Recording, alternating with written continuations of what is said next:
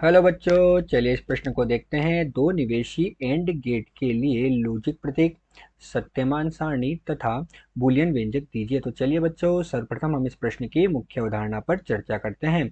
और उसके लिए बच्चों हम यहाँ पर सबसे पहले क्या लिख रहे हैं? हम लिख रहे हैं मुख्य अवधारणा। क्या लिखा बच्चों? मुख्य अवधारणा।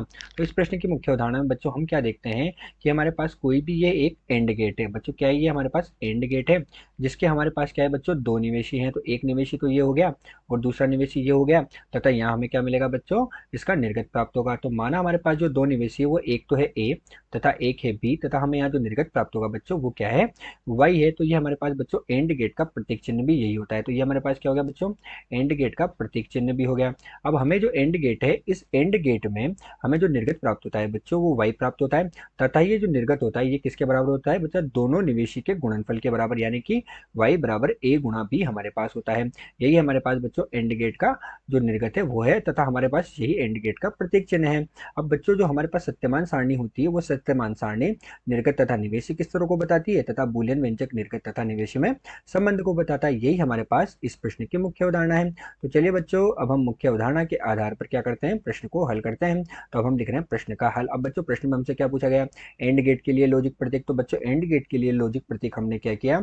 मुख्य अवधारणा में बना दिया है। तो हमारे पास एंड गेट के लिए लॉजिक प्रतीक तो हमें मिल चुका है। अब हम क्या कर रहे हैं बच्चों? एंड गेट जो है उसके लिए हम सत्यमान सारणी का निर्माण करेंगे। तो अब हम क्या लिख रहे हैं बच्चों? सत्यमान सारणी तथा बूलियन व्यंजक का हमें निर्माण करना है। तो एंड गेट के लिए हम सत्यमान सारणी बना रहे हैं बच्चों। तो उसके लिए हमें क्या प्राप्त जरूरत होगी बच्चों? निवेशी तथा निर्गत की जरूरत होगी। तो ये तो हो गया बच्चों हमारे पास, इधर तो निवेशी और इधर क्या हो गया बच्चों? निर्गत हो गया। अब बच्चों निवेशी में हमने क्या दिया है? यहाँ पर हमने देखा कि हमने निवेशी में ए तथा बी दिया हुआ है। तो निवेशी में हम क्या करेंगे? हमने ए दे दिया, बी दे दिया, और निर्गत में बच्चों हमें क्या प्राप्त होता है? ए गुणा बी प्राप्त होता है।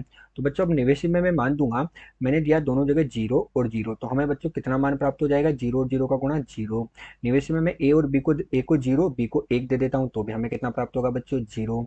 ए को एक दे दूं और बी को जीरो दे दूं तो भी बच्चों हमें कितना प्राप्त हुआ? जीरो। और अगर मैं ए और बी दोनों को उच्च मान एक और एक दे दूं तो हमें निर्गत कितना प्राप्त होगा बच्चों?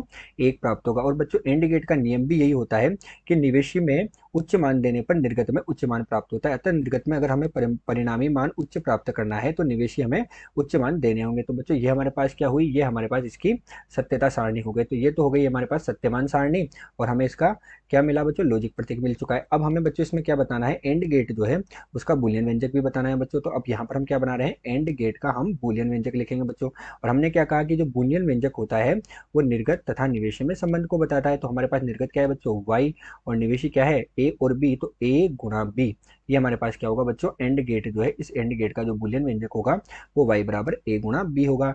तो बच्चों दिए गए जो प्रश्न है, इस दिए गए प्रश्न में हमने एंड गेट के लिए लॉजिक प्रतीक, सत्यमान सारणी तथा बूलियन व्यंजक को देख लिया है। आशा करते हैं आपको प्रश्न समझ आया होगा। धन्यवाद।